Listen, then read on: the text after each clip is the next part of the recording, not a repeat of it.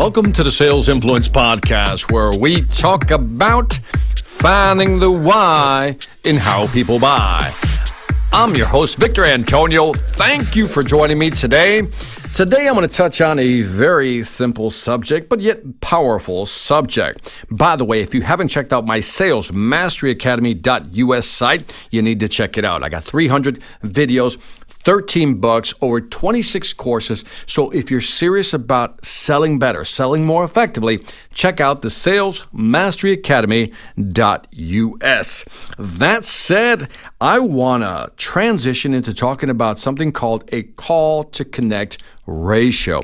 Yes, we're getting back to some sales basics here because I'm getting some questions here on what is this, what is that. So, some of these podcasts, I'm going to go back and look at some of the sales basics, but also try to provide you with some data and insight to make it better. So anyway, call to connect ratio, often called a dial to connection ratio, is really a measure of how many calls you made and how many actual conversations you were able to have with the person you intended to call or speak with. Now, I say intended to speak with because if you're trying to reach a decision maker, but you end up talking to the administrator, the secretary, is that a real connection? I don't think so. So again, people can measure it different ways. Your company will have to determine how you want to measure that. Is a connection actually made if I'm talking to an administrator, or is a real connection actually made when I talk to a decision maker? I would say the latter is better. Now, there's a bunch of data out there in the industry on call to connect ratios. Now, I wanted to share some of these with you. So I kind of did like this meta-analysis. And what is that?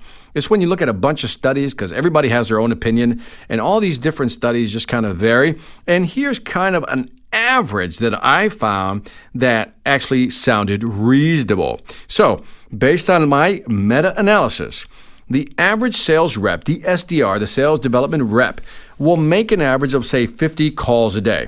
50 calls a day. The number of conversations that those dials actually yield is around 4.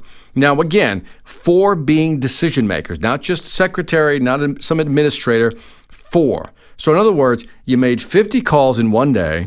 You got connected with 4 people you wanted to talk to, which means the call to connection ratio is therefore 8%. That's 4 connections divided by 50.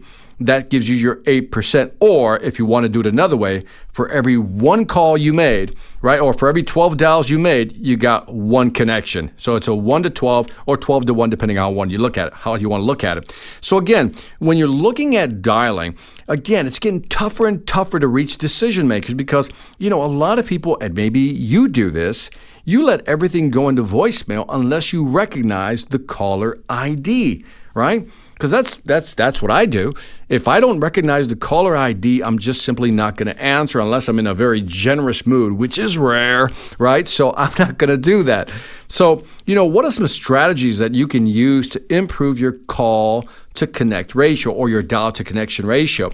Well, one of the things you're starting to see now is a lot of people are using what I call in-app tools. For example, if you have a CRM system like whether it's Salesforce.com, Zoho, or IBM's 360, what you can do is buy plugins and actually put them within the CRM, and then you go click and you can actually dial somebody. So by automating the calls, right, you don't have to look up the number. By automating everything, you pick up a little speed, you get faster, which means you can make more calls.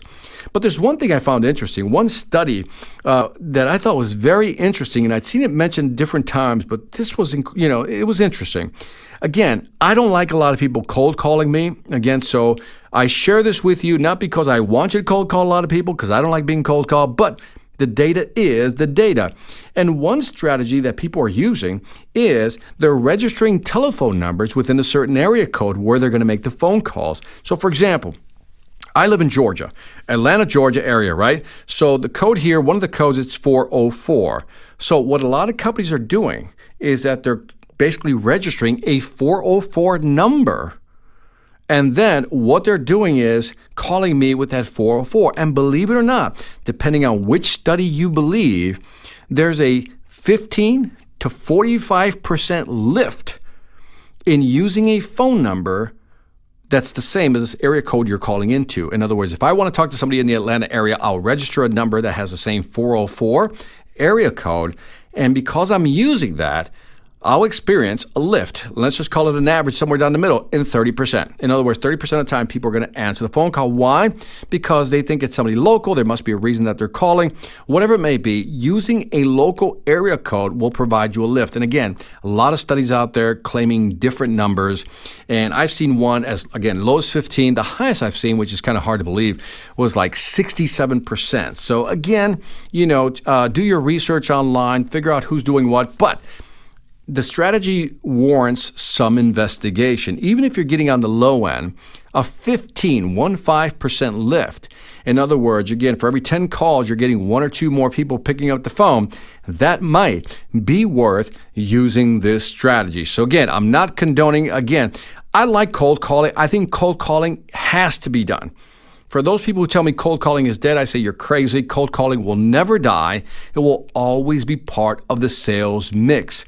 But I think using cold calling with social media strategies, that little combination right there, maybe a little texting, maybe a little email, it's that blend. It is that blend of outreach that's really going to get you to connect with decision makers in any company. So keep that in mind. It's not just cold calling. It's how do we email people? How do we connect with them on social media? And how do we pull that all together into an outreach strategy? And that's it for this Sales Influence podcast. Don't forget to leave me some feedback on iTunes, Stitcher, or YouTube. Let me know what you think. I greatly appreciate it. Also, check out my online sales training platform I mentioned earlier, the Sales Mastery Academy. 26 courses, 300 plus videos, 13 books, including my new one, Sales Ex Machina, How Artificial Intelligence is Changing the World of Selling. If you're serious about increasing your sales ability, go to salesmasteryacademy.us. That is salesmasteryacademy.us. Lastly, I want to thank you for listening. This is Victor Antonio, always reminding you, Selligate hard when you know how. Take care.